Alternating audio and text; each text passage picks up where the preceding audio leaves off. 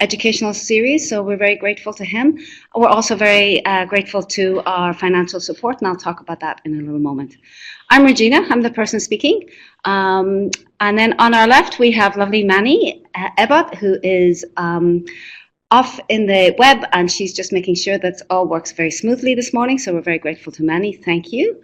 And then we have dear Jordan Clark. Without his support, we couldn't be up and running today, so Jordan is our technology support extraordinaire. So we found some little glitches of late, and Jordan, with wonderful ease, has been able to get rid of those. So bless your heart, Jordan. Thank you for that. And then last but definitely not least, we have Jen Kuzak, who's also coordinator with us, who comes with amazing skills and background as well. So that's your little team. That's who you're working with today. And to let you know that we are grateful too for the Ministry of Health. So this is a project got up and running about 3 years ago with some funding for the Ministry of Health. So we're very grateful to them.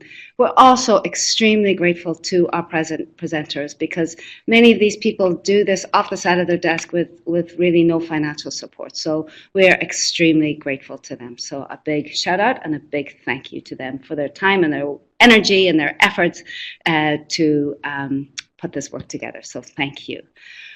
As your PSR Advanced Practice, we hope to transfer evidence-based knowledge. So we like to think about recovery, we like to think about psychosocial rehabilitation, we like to think about clinical settings, and we like to think how we can support your work as you deliver services, evaluate services, research, whatever your particular niche in the healthcare community is. We like to be able to support you with webinars, with website resources, with wonderful speakers like the people we have today. And we have been working for a number of years with the Provincial Advisory Committee and Community of Psychosocial Rehabilitation Practice. So with that in mind, if you have a topic, an idea, something you wish to speak about in terms of PSR and recovery, please do let us know. We're always looking for speakers, and we are happy to support you with the technology. So of course, I know so many people are doing great work out there, and we need to hear about it. So we'd love to hear from you. This is a note about just giving us some feedback. So every time we do this, we just like to hear how can we improve, how can we make things better for you. So I promise you we read each and every piece of that feedback. It's of value to us, and so please, if you can give us some feedback, we're very happy to hear that. Before I move into just introducing our guest speakers today, I just like to draw your attention, please, to two things. The first of which is that this is the second in a series which has a focus on supported education. Two of these sessions will speak specifically about youth, and we're very grateful for that knowledge. But this is a series that is actually supported financially by the Ministry of Advanced Education. So it's really nice we're able to give people a little honorarium for this work, and we're happy to do that. We had a session 2 weeks ago. It is archived, available to you. And we had Dr. Simon Davis, who did a beautiful job really thinking about how do you begin to think about the literature? How do you begin to think about what's good literature? So he did a lovely job in just orientating that part. And then he focused, for the most part, on a recent literature search around supported education. So that, as I said, that session is archived, and it was really a stellar presentation. So if you have the energy and the time, I think it's time well worth spent. So that's about an hour. Also, please know that on February 10th, we are going to have a session on partnership for supported education, and that's between Fraser Health Authority and Douglas College. So that is going to be a really good session as well. And then we have on February 24th, we have our good colleagues from Gastown Vocational Services who will come to speak to us. Second thing I wanted to speak to you very briefly about today is a session that's coming up on February 9th. So for those of you who might live in the New Westminster area, we have Dr. Julian Summers, who's a colleague from Simon Fraser University, from the Faculty of Health Sciences. He will speak about, and just notice we lost our slides, but I'm sure they'll come back. But he will speak about fentanyl crisis, as will Chief Constable Dave Jones from New Westminster Police Station. This promises to be a really good, engaging session for the community. So please, if you can, come out 6:30 to 8:30 here at Douglas College at New Westminster campus. It's in room 2201. So we really look forward to that session. And if you have time, I think we're all thinking about fentanyl and the challenges that it provides for our communities.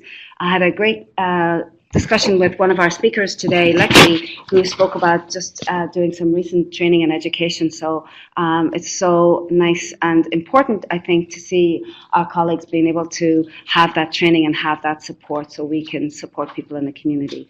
So just a little shout out for that.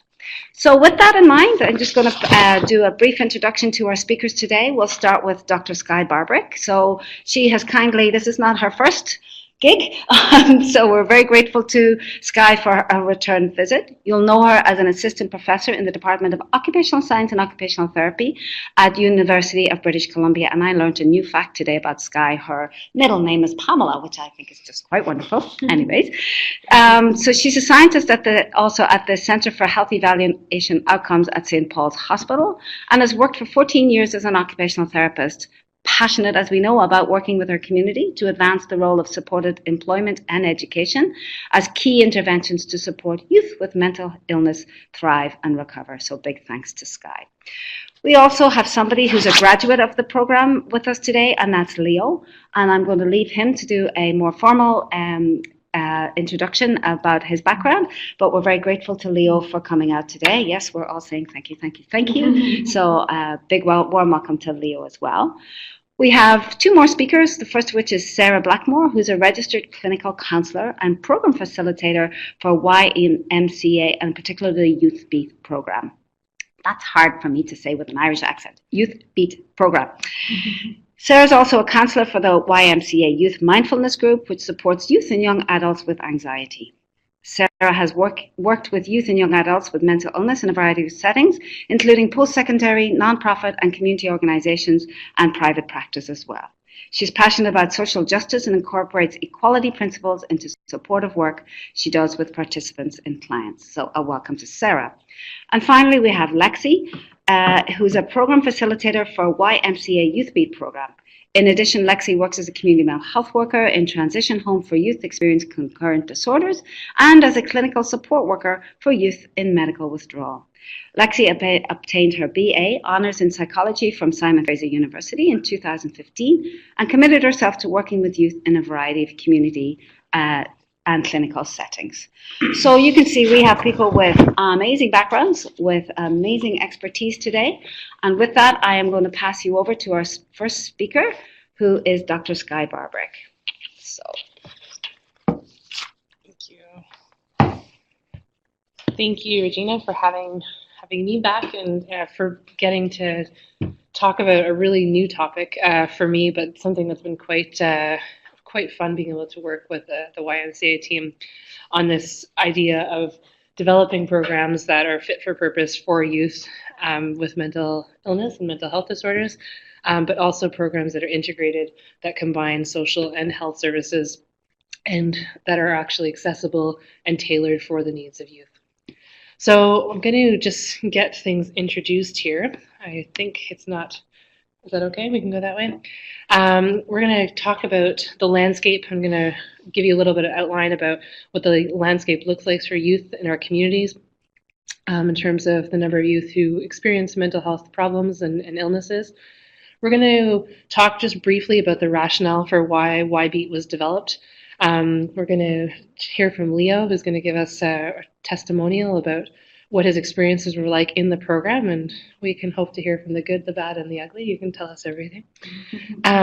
We're going to talk a little bit about the program evaluation strategy and presentation of the preliminary results we have to support this. We're going to talk also quite openly about the lessons learned and the adaptations and how this has really been a program that has developed and been tailored as we go. And then we'll also talk about facilitators and barriers to employment and education. And specifically going to outline how this program is different and in line with the IPS, the Individual Placement Support Program model and philosophy. And then we'll take some questions. So just to outline what we're going to do, this is a bit of a death by PowerPoint slide, but really what we just want to tell you is what is this program? What is it and how was it developed? Differentiate it from other types of employment and education programs that are out there.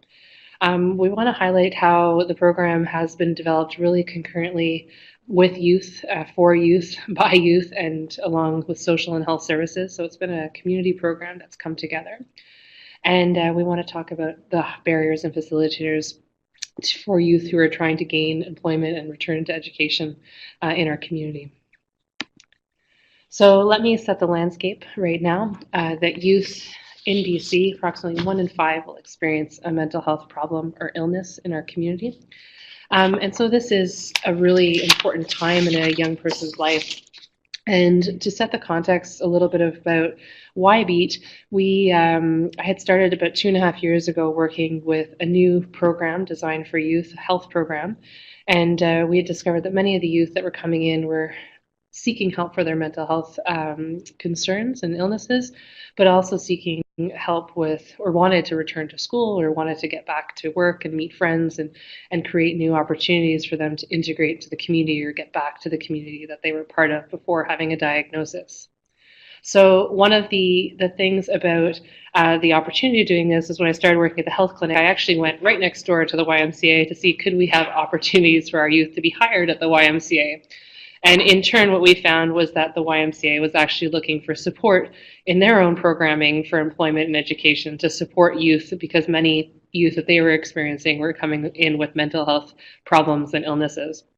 So it was kind of a neat opportunity to start to landscape. Could we develop a community-based program that integrated both health and social and community support?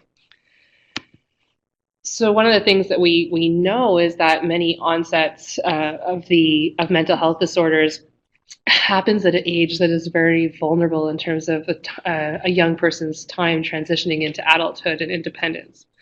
So at this time, youth make decisions that lays the foundation for a stable and secure future.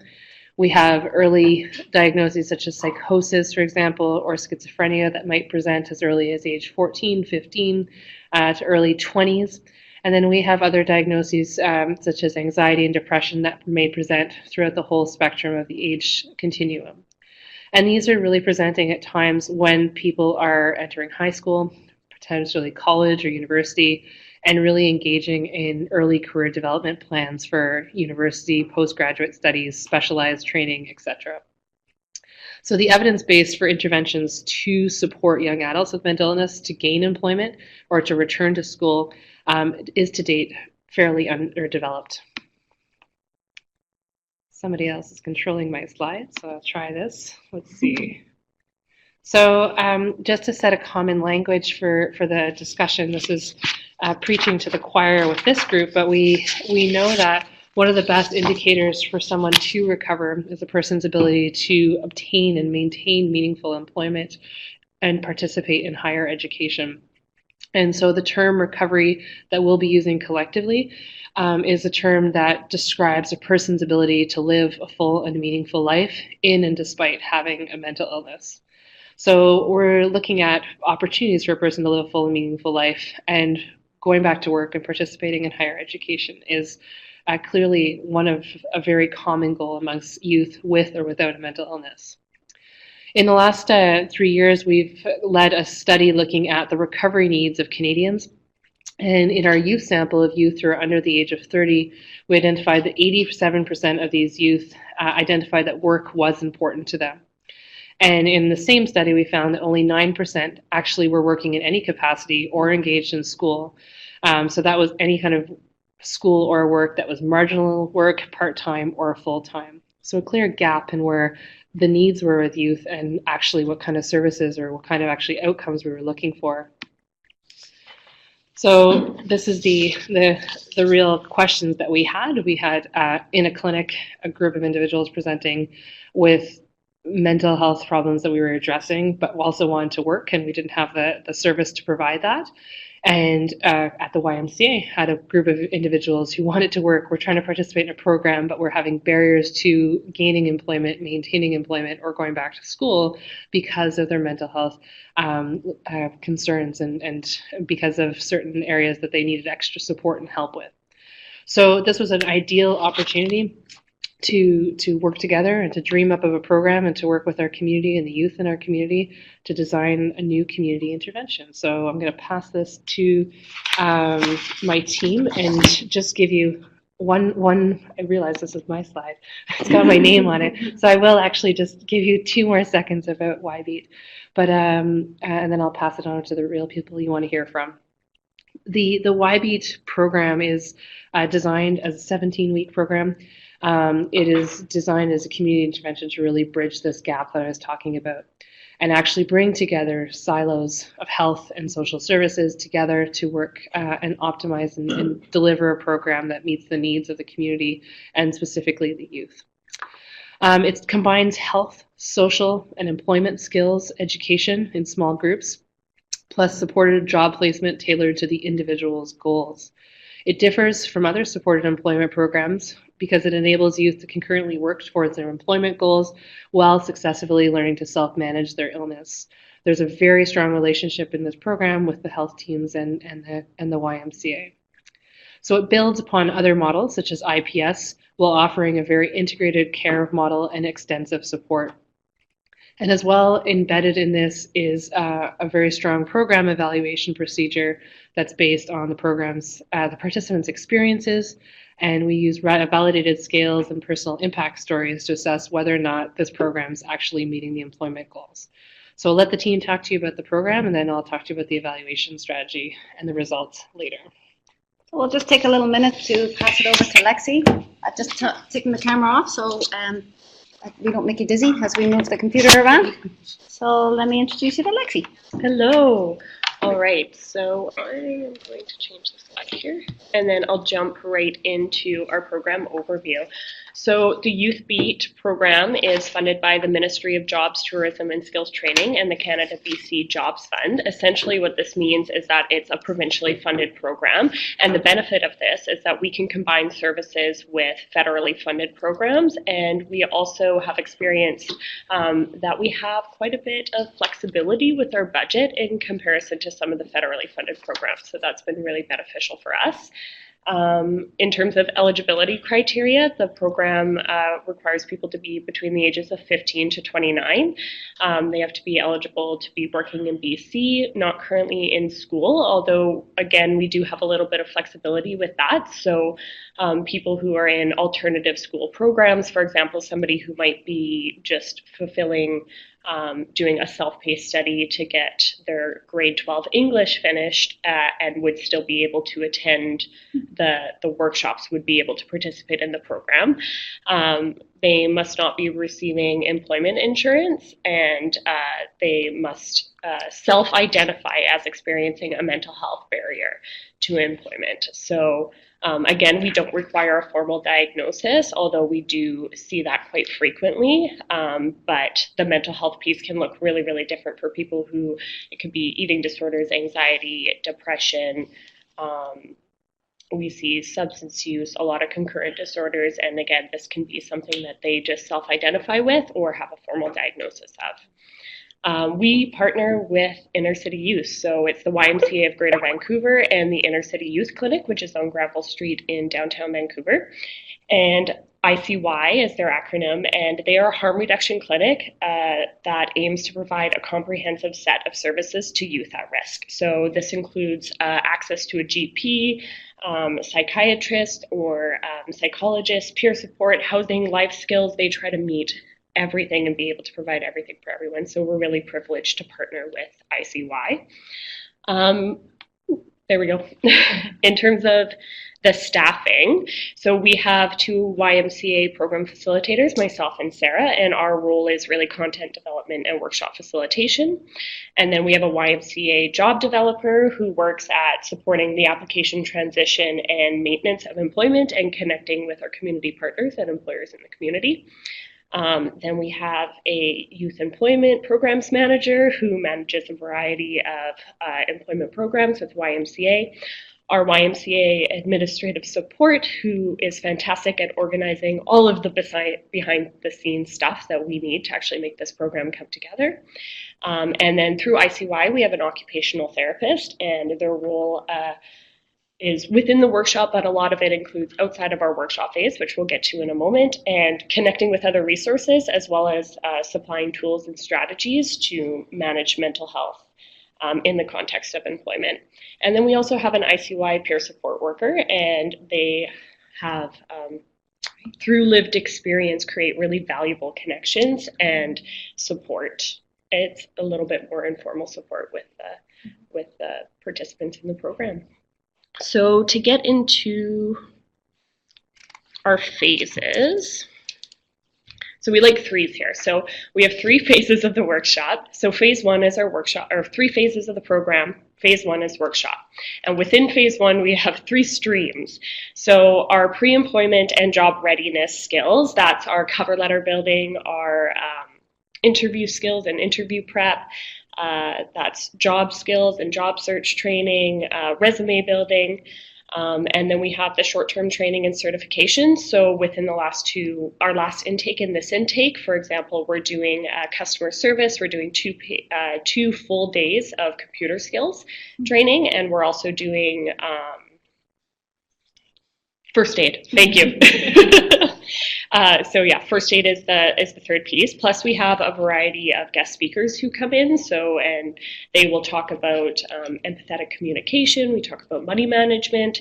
So that's a good piece. And then the third piece is our mental wellness and physical activity. So the mental wellness piece is incorporated through all of the workshops, but we also have a full morning that is dedicated on Thursdays at the Inner City Youth Clinic on Gravel to mental wellness. And then we have a physical activity piece because we are in the context of the YMCA and there are a variety of fitness programs included.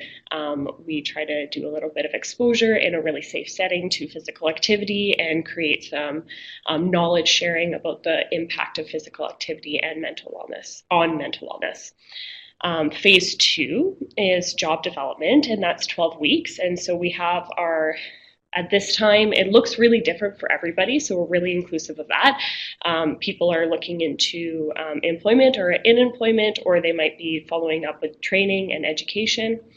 And then we have the group and the individual job development sessions. So we try to do a transition right after the phase 1, which is full-time, Monday to Friday, 4.5 days a week. We don't want to just drop everybody off to meeting one-on-one. So we do 2 to 3 weeks of meetings twice a week as a group still for job development sessions. And then we transition on to more one-on-one meetings with people. And then the job maintenance support for people who are employed. We're connecting with employers and bridging that gap to make sure that there's communication and accommodations in place, and people who participate in the program are still feeling really, really supported when they're in employment. Phase 3, this is a really great part of our program because it allows us to be really individualized and client-centered in terms of how long we get to follow up with people. So they may be in employment at this time. Sometimes they may come back to us when employment doesn't turn out as they've hoped, and we're still able to provide individualized job development support and job maintenance support throughout this period. And it really goes to the end of the contract, so we usually have about 12 months, give or take, what people need. I've got one more slide here. All right, so in terms of outcomes, year 1 was 2015 to 2016, and we had 47 participants go through the program. And in year 2, we had, it's started in November of 2016, and we have completed 1 take. We're starting our next intake on February 6th, so we have 14 participants so far. Of year 1, 37 participants out of 4 different cohorts, and we had 37 or 79% move on to employment, and 4 participants continued on with further training. And then out of year 2, we have currently 6 participants are employed, 2 have moved on to further education, and of the other 6 participants, 4 are actively interviewing for positions, and 2 participants are focusing on their mental health. So we are really, really privileged today to have one of our participants from our last intake in November who is employed here to speak to us and give a little bit of a testimonial on their participation in the program and give us some really raw feedback, which we love. So here is Leo. Well, as Lexi mentioned, we're very, very grateful to have Leo with us today. Thank you very much for coming out and sharing your voice. Appreciate it. Hi, I'm Leo. I'm 21 years old, living with anxiety. After graduating in 2013, I was really nervous about what I was gonna do with my life because I didn't really know what I wanted to do. I didn't have any like ideas about school, what I wanted to work as. So like I was basically at home and I fell into depression because like obviously I didn't have anything to do. I was always at home. I didn't do anything, so I wasn't, I couldn't help with my parents' friend and I couldn't do anything. So I found this program online from the Daily Hive, and I found it really interesting because it's, the main component is youth living with mental health issues, and I thought, oh, well, I identify with a mental health issue, so I was like, okay, I clicked on it and I applied. I think the worst part was like waiting for it because like I applied in October and like I think I expected to get it right away, like a response, but I had to like I got in November, so I was like, oh yeah, it's a long wait. So um sorry, I'm just trying to think right now. Yeah, so I think the starting the program was pretty hard for me because like it was good. It was a good feeling being accepted into the program, but like starting was really hard because like I'm actually going out now and like I live in Coquitlam, so it's like far from Vancouver, which I think was a good thing because like it helped me develop a sense of routine. Like I had to wake up at like 7 or 8 o'clock because the program started at 9 o'clock, so I had to get like into a routine and like I think it was really good because like I was employed at Forever 21 in Metrotown, and like most of my shifts are like 7 to 8, and I have to wake up around like 6 o'clock in the morning or like even 5 o'clock in the morning just to get ready, which is not a big deal for me now because like I'm used to it. Doing the program, I'm just used to it, so it's like easy for me, and it's closer than Vancouver, so it's fine. What I liked about the program is it's very like individualized, like they said before. Like if I had like an area that I was like really ahead of, they would tailor it to my needs basically. Like I know that the thing I found the best was interview skills because I didn't have any prior experience with that. And the funny part was that our mock interviews were harder than the actual interviews at Forever 21. Like they asked some really good questions, and I was like, oh crap! Like what if they asked me the same questions at the real interview? And I was like, no, it wasn't. Yeah, so I was too prepared, which is not a bad thing. It just shows that I really care about getting a job and stuff. And also, what is good is like the classroom is generally small, and the ratio to students to facilitators is really good. Like there's like 3 people to like 13, which is like whereas if you're like in school, it's like 30 to 1. So it's like you feel like you're heard more, and you're paid attention to more, and like your voice is heard. They take care of you really nicely. And yeah, my confidence like went up like up there because like you know I wouldn't be able to be here doing this really kind of awkward for me like talking to a laptop interview like without them, so it really helped. And yeah, life after the program was like it's great because I'm employed now, and despite that, my facilitators are always checking up on me, which is like great, seeing how I'm doing and stuff. I always tell them about the sales we have at the store. Essential. Yeah, exactly. I work at Forever 21, and yeah, and we have like a lot of sales going on, like, but I think it's our 50% off sale is done, so probably have to wait till next sale. Good advertising. Yeah. Thank you. And yeah, that's good. And I'll ask I think we're gonna go back to Skye. we'll go back to Skye. Thanks, Skye. Thanks for dealing with me. Oh, Great job. Good job. Oh wait, can I say something? if I could change anything about the program, sorry about that. Is I could provide lunch because we only got breakfast, And like, in Vancouver, it's like, a lot of places to eat, and like obviously we don't have a lot of money. That's why we're looking for a job, and so like they should provide lunch. Good feedback. Yeah. But yeah, I know when you're in the city, it's expensive to find places. So Yeah. good feedback. Yeah. Thank you, Leo, for sharing. It's terrific. Okay, so I am very thankful to Leo for that. And I feel like one of the important parts about emphasizing what we've tried to do is capture this program quantitatively with data, but we've also worked really hard with the youth to understand what their experiences have been. And Lexi had given you a bit of some numbers that have come out of the program. And before this official cohorts, the set of cohorts started, we had a 10-person pilot. So I actually am going to include some of the data with the 10 people pilot that came before this. And that pilot actually started with funding from the Ministry of Justice. And it's kind of another neat story to this program. And so that's where this started to give it a try. And we've really worked with individuals who participate in the program, such as Leo, to strategize ways to improve it. And so now I guess our next strategy is finding funding for lunch.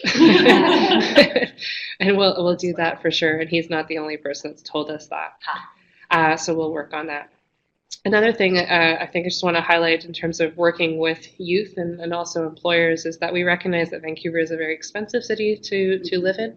And the types of employers that Sarah and Lexi and the job developers work with have been really important to make sure that we are not only just giving youth bare bone jobs, but actually jobs that you can develop in and recognize that many young adults, most of us, don't find their dream career job right away, and that there might be opportunities to dip in and have career explorations, and the way that the program has been developed has been to allow to do that. So in research, many of the outcomes that are tracked in employment programs are employed, yes or no. And so if you lose your job or you're not employed, you are quote unquote deemed a negative outcome in a study.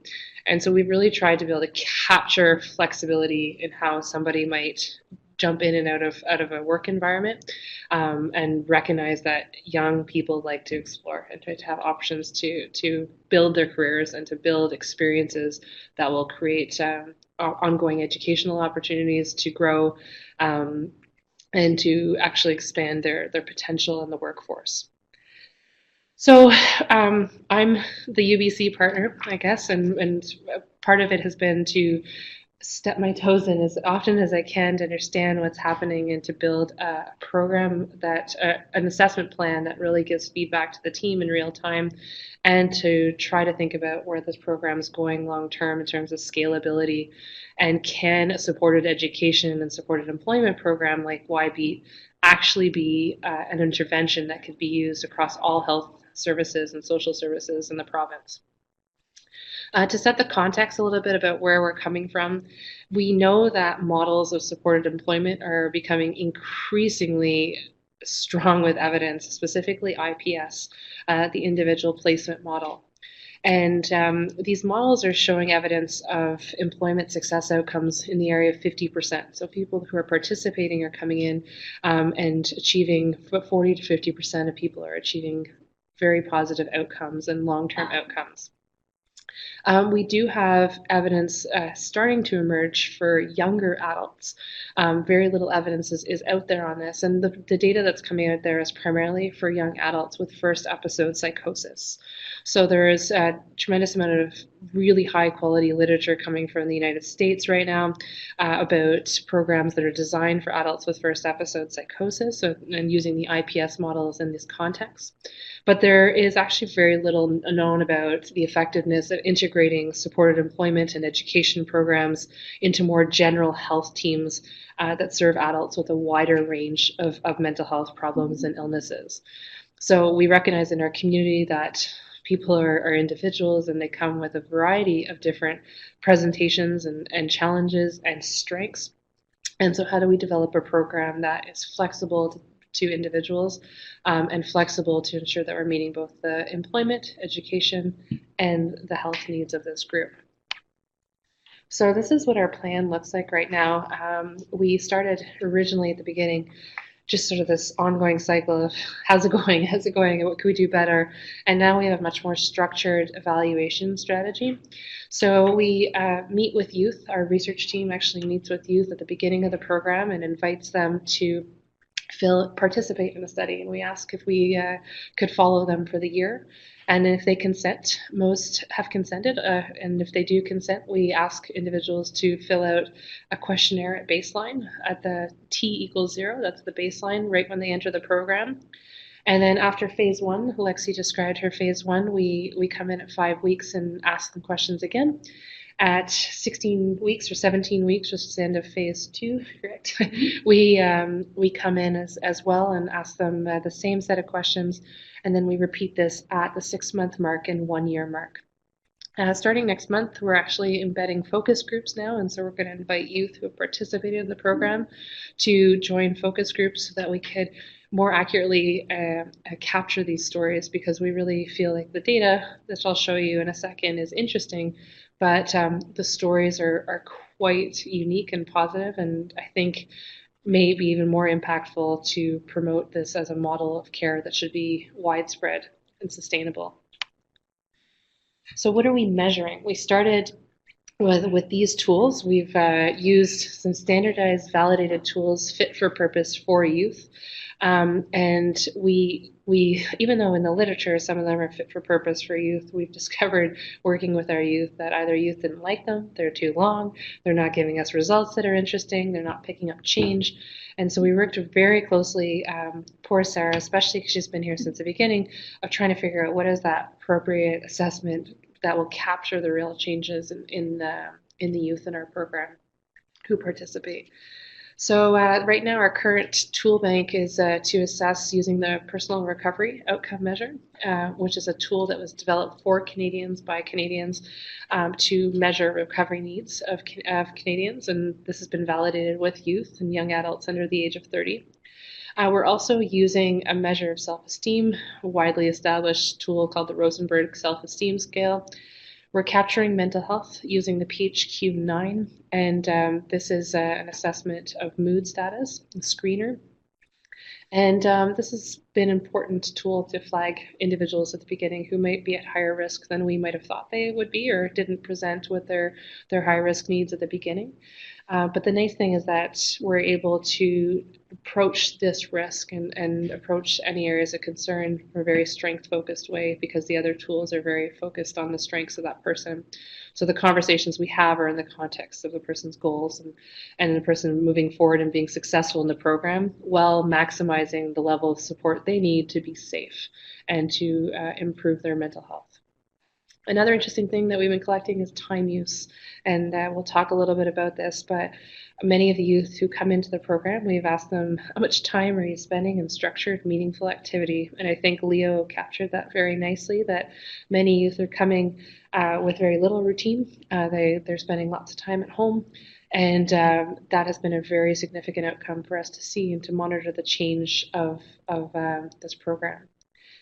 Traditional research in this area has captured outcomes such as hospitalization, such as ED use, emergency room use, and we've chosen to not include those outcomes right now. We're looking more at strength-focused outcomes.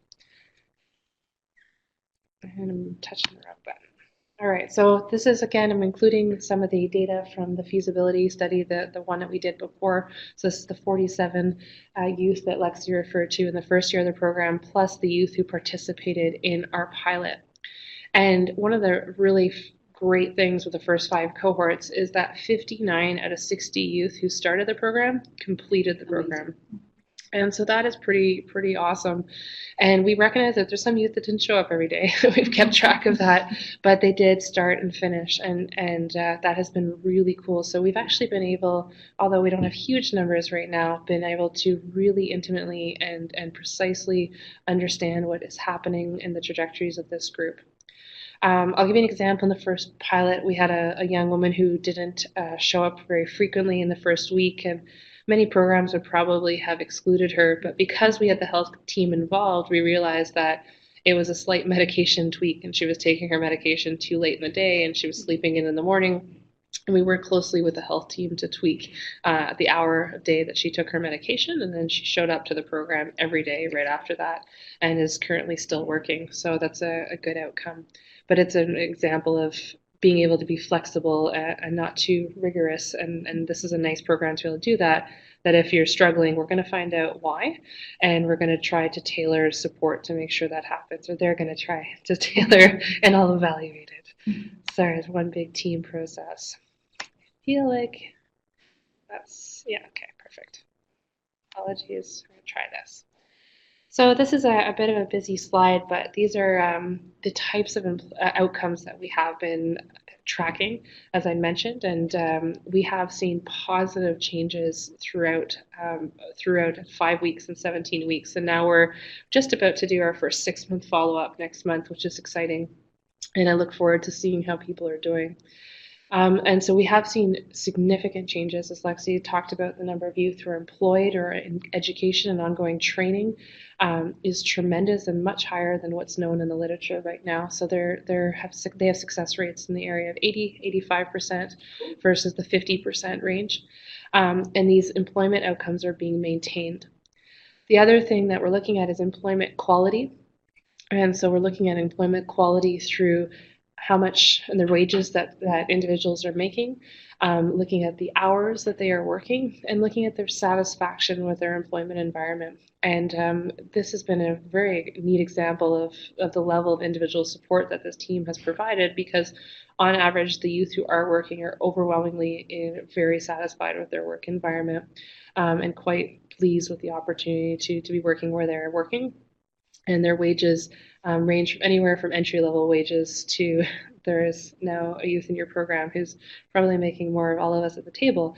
So they're doing pretty well, which is exciting. I'm going to talk more about the recovery changes and self-esteem. Leo captured that as well. That's a huge change in the youth self-esteem. And Leo noted it, but especially in the women, there's been quite dramatic changes to see that. Quality of life is a tricky outcome. It's a tricky outcome. So, that involves relationships and housing status and self-care. And so this is one that's showing moderate to small changes. But I cautiously approach this because this is maybe perhaps a reflection of our tools not being fit for purpose. And time use, we have on average youth coming in doing between 2 to 5 hours of structured activity a week, reporting that, and completing the program at 5 weeks. They're engaged in 20 to 30 hours a week of any kind of structured, meaningful activity. And the YMCA is a very positive environment, and many of the youth are staying in their 5-week program to work out or to go to the gym, to spend time with friends. And we were concerned that this wouldn't be maintained at 17 weeks, but it really has been maintained. And so that's excellent to see that they're still quite busy and spending their time in structured, meaningful activity.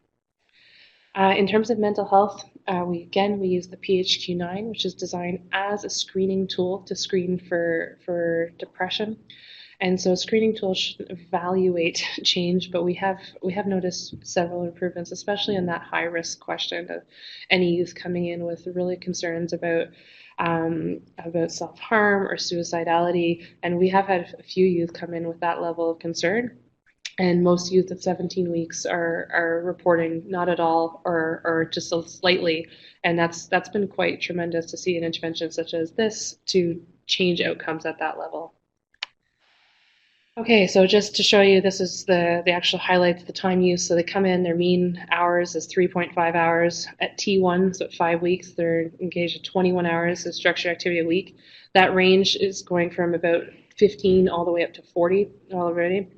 And those are our really keen youth who are joining the gym and not leaving the YMCA and hanging outside of Lexi and Sarah's office all day long, and who have made quite a home at the YMCA. And then that's been maintained 23 hours at the T3 time, so this is great. All right, so this is about the recovery, and some of you might be familiar with the personal recovery outcome measure. This is a tool that's designed to have youth fill in from 0. They fill in the 30 questions and they divide by 4. And that total score is actually anchored on the items themselves. So at baseline, what we have is we have most youth coming in with a baseline score between 4 and 10. And what this is youth who are struggling with things such as their safety. They're not sleeping well. Their self-confidence is low. They don't have enough money to meet their basic needs. They're on average not feeling so happy and not quite sure what their goals are. At T1, right away at 5 weeks into this, we know a significant jump up the scale, up the ruler. And this is when you see the youth going up the ruler. The items are literally telling us where they're at. And youth are scoring between more of a 16 to 19. And they're having more fun. They're more goal-oriented. They have better self-esteem, but still working on that and trying to understand what their new interests are. And now at T2 and T3, we're seeing youth even work higher up that ruler in terms of managing stress, being an advocate for themselves, and feeling part of their community. So this is quite excellent to see, and really, really positive results. So now I'm going to change this to Sarah. So I want us to say thanks very much for the questions that are pouring in, and if we can just ask you to be patient, and I know you have some great questions for Leo, so we'll bring it back to him just after we hear Sarah. And a big, big thank you to Leo for joining us today. It's really powerful to hear your experience in the program. I'm going to start off by talking a little bit about what we've learned from this program. So this is a very new program. We're in year 2. It's a new program and it's a new partnership, the partnership between the YMCA of Greater Vancouver and the Inner City Youth Clinic. And as Skye's talked about, she's doing the formal research component of the program through the University of British Columbia. But as program facilitators, we're also doing our own sort of evaluation where we connect directly with participants and find out how are things going for you? What can we do to change this program to make it better? And just when we think we've made all the necessary changes and tweaks, we have a new program with new people, and you know we really recognize that to be client-centered, we're always continuing to adapt the program. So this is what we've learned, and I have been with the program the longest, well, aside from Skye, and so I've seen the changes through the last 6 intakes, and so we're always learning from our participants. Their voices are really important, and we really want to respect that they are the experts in their own lives, and we can continue to learn from them. So what have we done differently? This is a slide that has a lot going on, and I'm going to briefly touch on some of these points. Following intake 1 in the first year in 2015, we started collecting weekly evaluations at the end of every week in phase 1 of the program to find out what was working well for our participants and what they needed more support with. So based on those weekly evaluations and based on informal discussions, text messages, emails, phone calls, we've made changes to the program.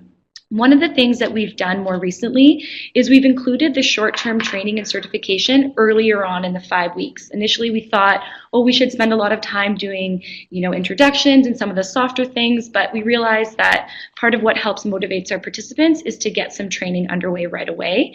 And one of the things that Lexi suggested, which we're moving forward with in intake 6, is that we're going to do the computer skills training right away, starting in week 1. Now, some of us might think, hey, we're working with youth and young adults. They're pretty tech savvy. Why do we need to do computer skills training? Can they send awesome text messages, be on Facebook and Instagram and social media and all these things? Yes. But we did found that a lot of them struggle and get really frustrated with using things like Word and Excel and formatting, and that could be a real barrier in them completing a resume. So we've moved that short-term training up front so that we can help them, give them the skills and tools in order to work on the resume throughout the program. One of the things that we were able to do with increased flexibility in our budget in starting sort of halfway through intake 1 was we noticed that we did need to have a catering component to the program. We're asking our participants to come in for 4.5 days a week, and we need to make sure that they have proper nourishment in order to be learning.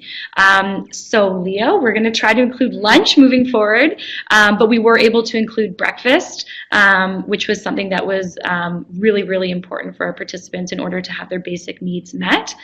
So hopefully we can expand that. One of the things that we've also also done that we're able to do with a flexible budget is we're able to include financial assistance for our participants to obtain both professional clothing for their interviews and first days at work, and then also to get some clothes for the physical activity piece. And those can be real barriers in our participants moving forward. We've also partnered with local organizations, Dress for Success and Men's Working Gear, that offer participants, you get dressed from head to toe and everything that you need for an interview or first day at work. So those things have been really, really helpful with our participants. We've also, as Lexi mentioned, we adapted the transition between phase 1 and phase 2 of the program. So when I initially came into the program, phase 1 was very much 5 weeks of workshops, and then phase 2, the idea was that participants move on to employment and training right away. That's theory. The practice is that job development happens at a different rate for our participants, and that because they really enjoyed that experience of having so much structured time, when that phase 1 ended, when those 5 weeks ended, and they didn't have as much structure to go to, they really struggled. So now we follow up phase 1 with 2 weekly job development sessions that the group can come together. They form their social connections. They're there to support one another, and it's also just a more effective way for us as program facilitators and our job developer to work with our participants when we can kind of get them all in one space at one time. One of the things that we have also done is we've continued to adapt the content of the workshop to include more tailored and relevant workshops for our participants. One of them being a dedicated workshop on how to navigate discussions of disclosure in the workplace and how to talk to employers about supports and accommodations, which are vital for some of our participants in order for them to be successful. And then the other thing that we've really learned as we've gone on is that the job maintenance piece, it's really important to provide continued support there. So we certainly don't say, goodbye once the participants move on to their outcomes, as Leo mentioned. We check in on you. we call our participants. If we have a release of information formed, we connect directly with our employers. And we've really, over time, strengthened some good partnerships with employers in the community who want to work inclusively with our program participants. So those are the things that we're continually changing and working on. That list will grow as we move on. The next thing I'm going to talk a little bit about are what we've noticed, what facilitates the outcomes of employment and education for our participants, and what are some of the barriers to those outcomes. Uh-oh, I went the wrong way. Okay, so in terms of the outcomes, so the outcomes from our program, first of all, the good thing about this program is that our outcomes are more flexible than traditional employment programs. So our participants are not required to go right into full-time work after the program. They can go into part-time work, volunteer work, they can access training, they can move on to education. Again, really in that client-centered focus, recognizing that our participants have different levels of readiness and different needs. And so what we've noticed, what's helpful in our participants being successful after phase 1 is that their basic needs are met, including housing, nutrition, transit support, having enough mental health support, helping them secure financial assistance if that's what they need. Those things can just take up a lot of space mentally and also just physically trying to navigate different appointments and things like that. So making sure that those things are all in place, and the 5-week nature of the program really allows us to identify those different barriers as they come up. From the very beginning of our program, we're really dedicated to creating a safe and non-judgmental space so that our participants feel safe in continuing to come to the workshops. We really encourage our participants to attend to the best of their ability. And again, being client-centered, we know that some of our participants have other mental health supportive appointments that are really good for them to attend. So we encourage them to do that. But what we have noticed is the participants who attend more of that workshop phase tend to be more successful in their outcomes. Leo's a fantastic example. I think he had almost 100% attendance, and like he said, it's really good practice of how to move on to employment. So being somewhere on time, planning your transit route, creating that structure. We've seen our participants be more successful with their outcomes. It's also an opportunity for us to model professional relationships with our participants. And because we spend so much time with them, we feel really comfortable being professional references once our participants move on and are looking for employment. The reality for a lot of our participants is that they don't have any professional references based on limited experience or maybe some bad experiences in work. So we're able to be those professional references. And then of course, an opportunity for them to facilitate those peer connections and reduce isolation can be really helpful in giving our participants the confidence to move on to the outcomes. Again, what's really helpful is that for our participants to navigate discussions around disclosure and supports and accommodations. Again, what we've noticed is the participants who disclose in the workplace in a way that feels comfortable and appropriate and have conversations around supports and accommodations earlier on tend to be more successful. Now, we recognize that stigma and fear of judgment, may inhibit them from doing that, but we really encourage our participants to think about what disclosure might look like for them. And then with that, it's really important for us to connect with equal opportunity employers, which is a term that's used now for employers who really acknowledge that they want to hire inclusively and diversely. So we build our partnerships with those types of employers to help our participants be successful. And then the other thing, again, that's really facilitated those outcomes of further education or employment is the follow-up support that we provide. It's kind of limitless in that we can provide support for as long as our contract goes. And we really do have a policy that we never turn anyone away. If they want to come back and do more interview prep or get some support, we're always really happy to meet with them. So those are some of the things that have really helped our participants be successful with the outcomes. And then there have been some things that have also come up for our participants that we've noticed that are those barriers to employment or education.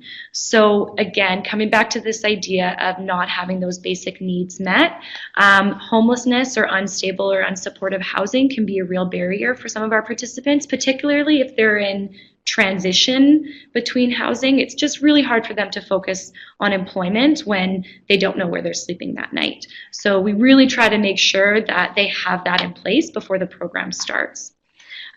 We've also noticed that ongoing or relapse substance use can inhibit our participants from moving on to outcomes. So we do try, if participants do have substance use history, try to really find out, have they attended, formal treatment for that? And we kind of look around, have they been clean from that substance for around 3 months as a way to assess their readiness to commit to the program, because we know that the program requires, we ask a lot of our participants and we want to make sure that they feel, ready to commit. Difficulty with medication can be a barrier for some of our participants, particularly those who are coming in with schizophrenia and psychosis. The sedative effects of those medications, it can make it really difficult for them to kind of wake up and get out of bed, and also to be able to commit to their responsibilities in the workplace. Another thing that we've noticed is that if our participants do not have financial support, or there's added financial pressure from family members or people they're supporting, that can really increase their experience of anxiety in the workplace, and things become a lot more difficult for them if they are supporting other people in their lives financially, or other people are really relying on them. Another thing that Leo kind of spoke to as well is that low confidence, that low self-esteem that they might come in with. So some of our participants get stuck in ideas of, I'm not ready for work. Unfortunately, that's an idea that service providers can also relay to our participants, that you're not ready yet, you're not ready yet. Some of our participants have memories of past failures in the workplace, or they worry about if they'll be successful. So getting really stuck in that frame of mind can also inhibit them. We've seen participants who seem like they're really ready and they're really excited, and they can't click that submit button on their application, and we're just not sure what's going on. Sometimes it can be that sense of feeling not ready or that low confidence. And then another thing that we've noticed with some of our participants who struggle is there's a lack of communication. So it's really easy for us when we can stay connected with our participants, even if they're having a bad day and they can't make it in. As long as we know that, then we know what we can do to support them. What often happens is, maybe a fear of disappointing, not knowing what to say when they can't come in, means that they're not communicating with us, and that might translate when they move into employment. If there's a lack of motivation, low mood, participants aren't able to get themselves to work, they don't then communicate that to an employer or to a teacher, and then that's perceived as a lack of commitment, and then things kind of disintegrate from there. So what we try to do is really address that in the five-week phase 1 of the program, and encourage participants and teach them the skills of, if you can't make a phone call, can you text or send an email, because that'll really help them develop the skills that they'll need to move forward. So those kind of outline some of the things that we've noticed. There's more things on the slide there that you can take a look at, but I'll wrap up my portion, and we're going to go back to Skye for the last couple of slides.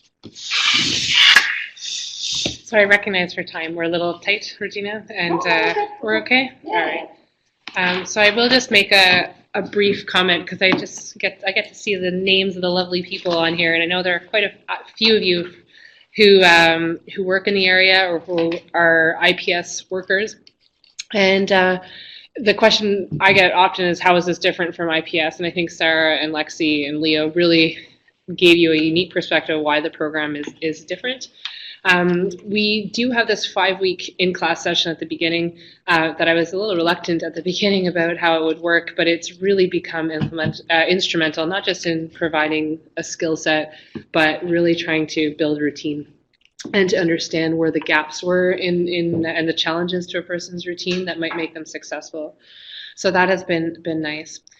It's also quote unquote time limited in terms of the 1-year level of support, but because Sarah and Lexi and the team at YMCA make such an important effort to build relationships with the teams and the families that are part of the youth's lives, often it's sort of a fake thing on paper that says it's time limited. I actually still get calls from 2 years ago from a parent who checks in on their daughter, and I'm not involved anymore. So there are strong connections that are built with the health teams. This includes some youth from the Inner City Youth Program at the Granville Youth Health Center, but also youth from other health teams, ACT teams, the First Episode Psychosis team, youth programs from across the Lower Mainland and the North Shore. So it's been great. This is also different because it's different silos playing together. So we have individuals from the YMCA who are clearly experts in what they do, as they've described, and I would definitely call them employment specialists. We have specialists with IPS knowledge. We have specialists in health. We have our peer support worker who has been instrumental in building those relationships and being an example. And then we have this ongoing evaluation team. And this has been quite an exciting way of moving forward and trying to understand how to develop and to evaluate a program in real time. Of course, it's a real program. Sorry. In looking forward, the Granville Youth Health Center is part of a group of health clinics that are establishing or building, expanding across the province called Foundry. There will be 5 new health clinics across the province this year that will be open.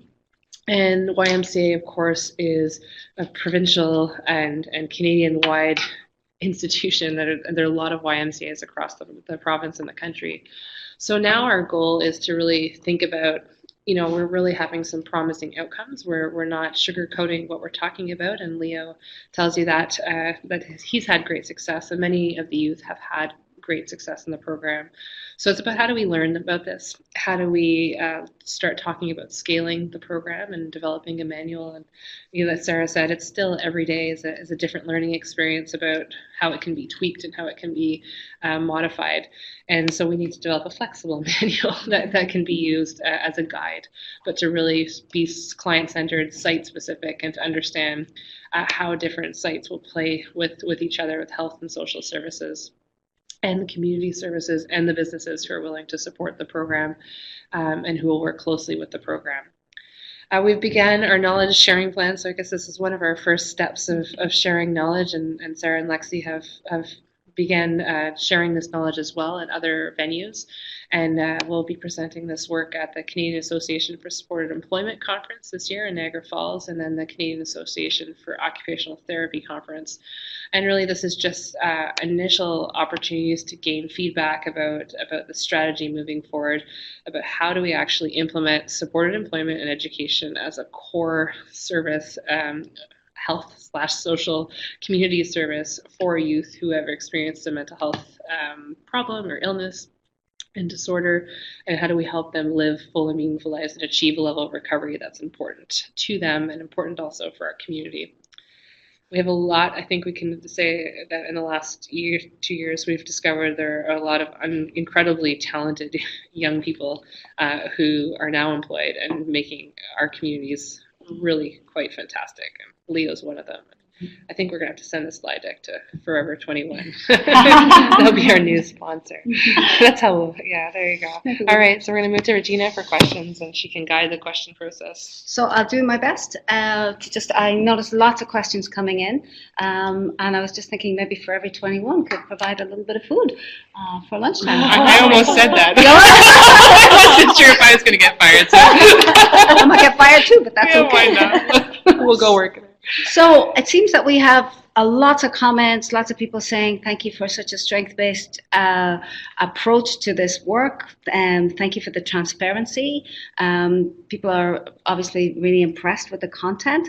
There are some questions for Leo, and I'll just remind them to only answer what you're comfortable with, and you're very welcome to say pass if you want. I turn over the computer to you, but just so you have a bit of a heads up what the questions were. Really, one person was asking, do you feel a little bit more fulfilled now? And another person had a question of what kind of job did you get? Another person had a comment, they thought it was a very good plug for Forever 21. Yeah, so I guess the question was, what job did you have now as a result of the program? And did you feel a little bit more fulfilled? So if you feel comfortable responding to those questions, is that okay? Yeah. Yeah, okay.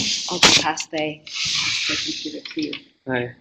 So I definitely feel more fulfilled. Like, my typical week is like I'm pretty much going out every day. Like, I really love my coworkers at Forever 21. Like, we actually we were staying at one of their houses last night, which is why like we stayed there until like 12 o'clock in the morning, and I went back home and I was kind of like tired, but like yeah, it's really fulfilling. I'm out every day, and like I made meaningful connections with my coworkers, and we're like friends, and we hang out outside of work, and like it's just really fun.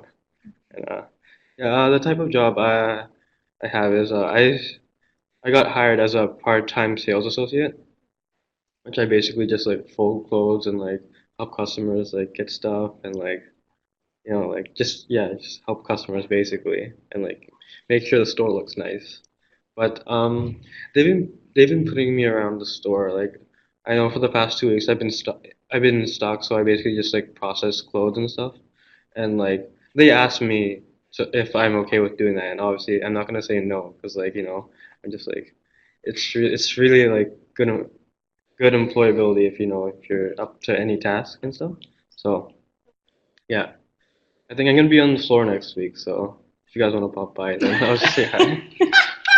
Nice. Oh, thank you, Leo. I can see you managing that store any second now, so that's really great. Yeah, thanks for that. Head of sales. Head of sales, absolutely. So thanks to Leo for that. And I have to say, I just love Leo's glasses. I don't know if you can see it on the camera, but there's a little X and a division sign on his glasses. Very cool. He's obviously got magnificent taste. It's very nice. Some of the other questions, and please keep pulling them in if you want, but were more about the procedures really. And I don't know who would like to answer these questions, but there was a comment about just the nature of the foods. Somebody really reinforcing that chips are probably not good, but that good healthy foods. But you know, I having sometimes run mental health programs, that sometimes just having that variety, I think, and choice for people is really good, and just opportunity for people to learn about good healthy choices. So maybe there's follow-up comments on that. One person had a very definite question about, do you introduce the program to employers? So that seems to be an important question. Another person was asking, what constitutes a structured activity? So what does that look like? And then another question is, how many people completed the survey? So they're the questions we have at hand at the moment. And then, was there an attendance allowance? And if so, how much was that? That comes from Heidi. So they're the questions we have. I'm not sure if anybody wants to answer. I'm looking around at my colleagues here. Sarah's saying, yes, she's going to go for it. All right. So Sarah will just attend to a couple of those questions. Yeah, so I'll just start off with the nature of the food that we have for the program. That's a really good question. So we've actually partnered with Cafe 335, which is an organization that works with individuals who have mental illness. And so we've been really intentional about creating that partnership. And one of the things that one of the participant feedback that we heard directly was that they wanted to make sure they had healthy options. So we try to make sure, you know, knowing that we're working within a budget, and unfortunately unhealthy food seems to be less expensive, but we really try to create a balance. So typically there'd always be a fruit option in the morning, whether that was fruit cups, a whole fruit, or a fruit tray, and then there would be some sort of like kind of baked goods, scones, croissants, things like that, and then coffee and tea.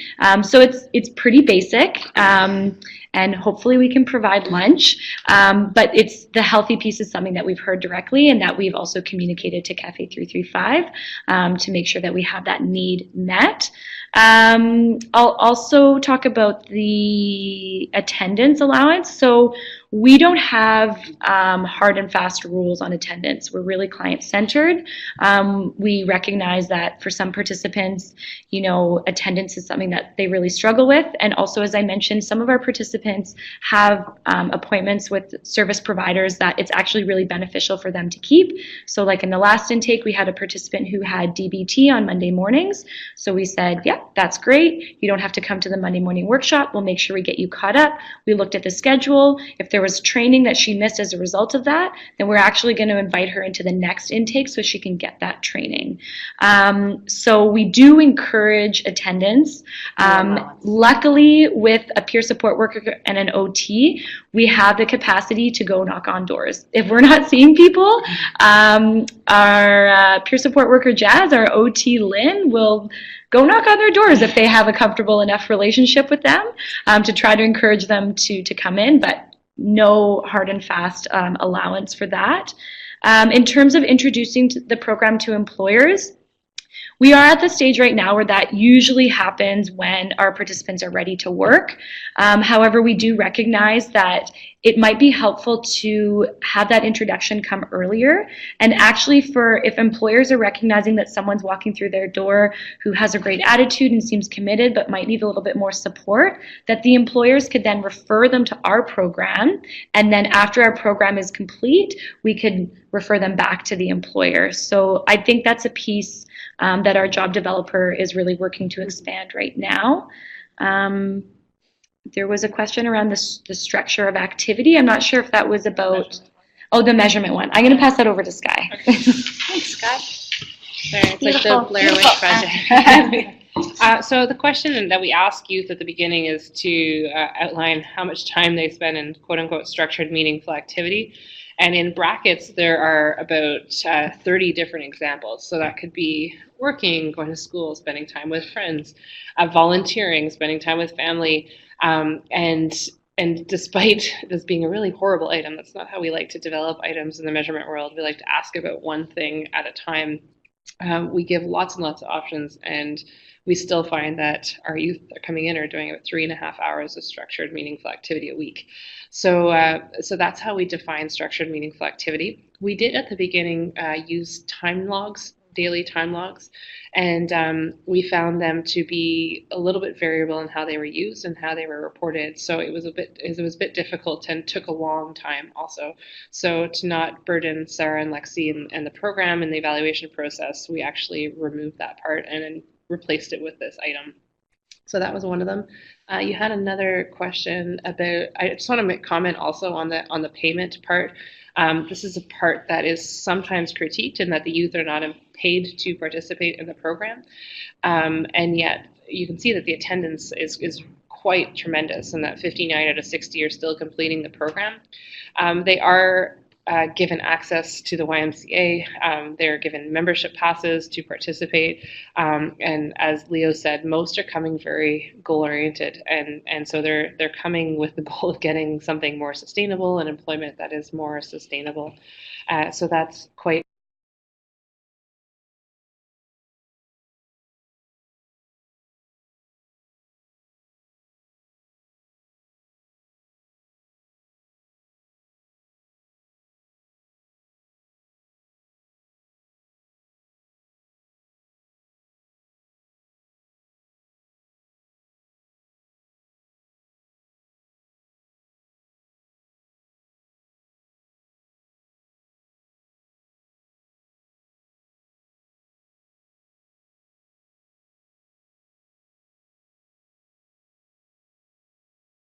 a positive aspect. I want to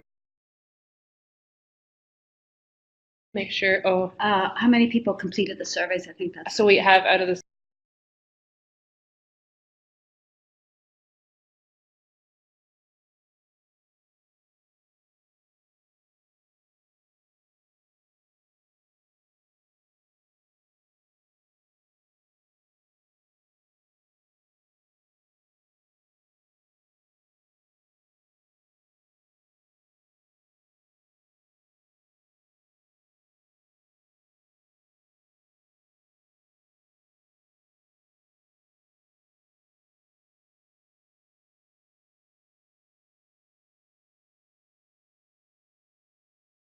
'60, we have only one person who has not consented. So we have a fairly close follow-up of the group, and so it's been a nice experience. And youth have been not in terms of the follow-ups too. They have only one person hasn't not met us, and so we've been they've been very eager.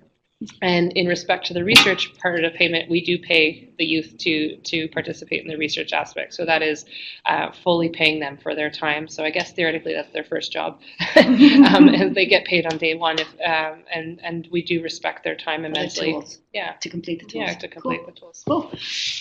So some comments were saying, well, maybe we could hit up Costco. So lots of great, healthcare workers. We all got, what a good idea. People always saying that they liked that there was access to the Y, that seemed to be a very positive, a good spin-off. And then there was a comment that, well, people may not be paid. There was definitely a sense of investment in future for people. So that's kind of cool. One person asked, are people on income assistance or is it government supported? And I think you've kind of answered that, Skye, perhaps. Yeah, I guess, can I just comment briefly? Many come in, most, I would say, on income assistance. And this has been actually a nice opportunity to work with the Granville Youth Health Center because they have somebody who works actually at the ministry, embedded in the clinic, and at the site. And so we're able to ask these questions that what happens when Leo becomes the manager and starts being, or something like that, and how does that affect? How do we deal with taxes all of a sudden? Questions that we have that haven't been raised, and it is easy to get your check every month, but all of a sudden we have had challenges or just new presentations of how we deal with this. So I think she's provided lots of cool support. One of the things in BC is that compared to other provinces is that we do have this flexibility of individuals on disability being able to earn up to $10,000, just under $10,000 a year. And so it does actually give people opportunities to be flexible and to try it out before they're completely off disability. So that has also been discussions we've had and learning experiences in the last year. Well, you might be interested in some of these comments, but there's one individual, and they're hoping that this this program happen on the island. Thank you very much. So that might be an important message to bring back to funders. And then there's another comment from Alex who said would be very well utilized in the north, such as Prince George. A lot of youth here that are struggling with job and mental illness. So I think it's always nice to, when you get that feedback, it's like, well, please, can we have it as well? So that's nice feedback. I know we're coming to a close of our time, but let's try and get another couple of questions. There was a question about the average age of participants, and then there was, can you email me the name of the Granville youth person that works for the ministry if they're okay with that? And then another question, how do I refer to the program? So there are three: age, contact, and how do I refer to the program? Okay, so age is, our cohorts have been very different, and so on average, the age is 23 and a half. But we've had some younger cohorts and we've had some more experienced cohorts. And so I think the younger cohorts, we tend to fall in the summer. Would that seem more accurate? And then the more experienced are sort of in the winter time. So we have a bit of a variety so far in the cohorts. The contact, I will ask for her permission before I share her contact, just because I know she's overworked already. And what was the third question? How do I refer to the program? How do I refer to the program? That will be Sarah or Lexi here. Hello, youthbeat at gv.ymca.ca. So we do have another slide up here that has our contact information as well. And you can email us directly with more questions or about the referral process. And generally, once you send an email, whether it's to us or you contact our program admin through the youthbeat at gv.ymca.ca, then you'll be able to reach out to us, and we have information sessions. I'll type. Yeah, go for it. Type it if you want. Type it in here. Yeah, of course. Yeah, it goes into the sweet box, so off you go. We do have information sessions, usually 2 or 3 before each intake. And it's hard to talk and type at the it same time, is, isn't it? but this is challenging. Yeah. Just some people saying amazing work. Thank you very much for all your hard work and the difference that you're making. Thank you everyone. We love. Mm-hmm. We also do presentations, so I'm going to plug a little bit here. I did one at Turning Point yesterday, so we are available to come to places in Vancouver and talk to staff about what the program is all about, what we can offer, what the intake process looks like, how we can connect with you guys better. We really want to make this build a community around this so that we can engage with one another and connect and be able to support the youth and young adults who can utilize this program. I'm biased, it's fantastic. But I think we do need to build a connection in the community, and we're definitely hearing that the Youth Beat name is starting to get out there, and service providers are recognizing the program is successful, and as Leo has said, he's had a good experience. So definitely contact us or the Youth Beat at gv.ymca.ca if you'd like to contact us further. And if you're an employer or you're married to an employer or and that's part of our community coming together and being stronger, and that's just why it's a beautiful community project. So this is sort of where it started. It really did start with, hey, the YMCA is next to our health building. Can we walk over and get our kids some jobs? And now it's built into this much more collaborative relationship that's co-created. So very exciting. And if you are somebody who employs young adults, reach out to the program as well, and to strategize ways to build relationships with you as an employer is very important to us as well, because we want